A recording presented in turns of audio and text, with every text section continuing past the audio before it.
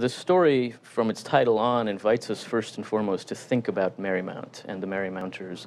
Who are these people? What is the Maypole? Do we recognize them? Amy, do you know who they are?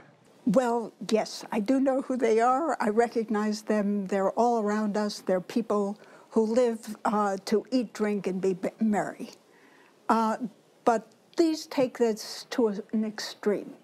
They are like that all year long.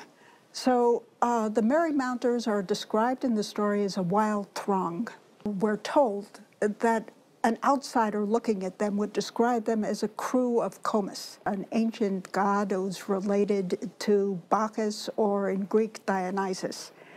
The aim is to look for utopia or no place, or to merge oneself with the elements of things.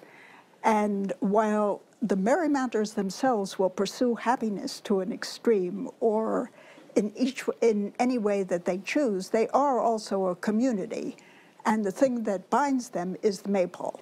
The Maypole is at the center of the community, and the Maypole is an object also of reverence for them. So the permanent Maypole suggests a permanent festival. A community always in the midst of a permanent festival or a permanent spring.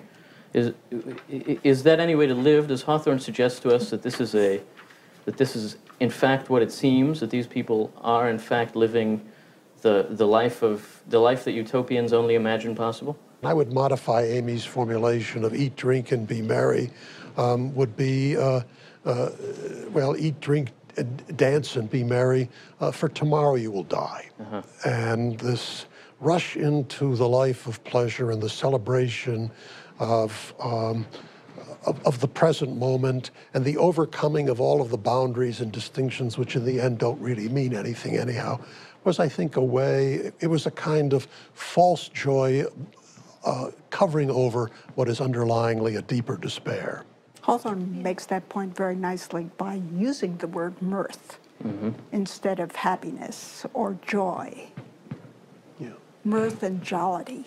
The story tells us, "O people of the golden age, the chief of your husbandry was to raise flowers." What do we take this to mean? Flowers as opposed to vegetables, food?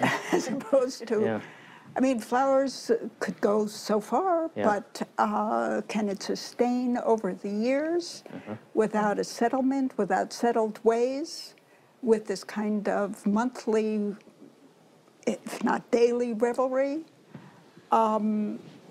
It doesn't sound like a sustainable community to me. I'm inclined to agree. I mean, some flowers go on to bear fruit.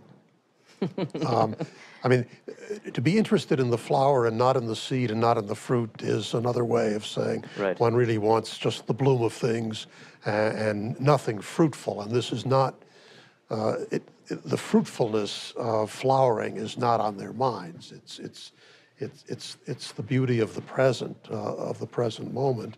The problem, it seems to me, from the point of the community is not only that they don't plant and toil, but that they really give no thought to the future.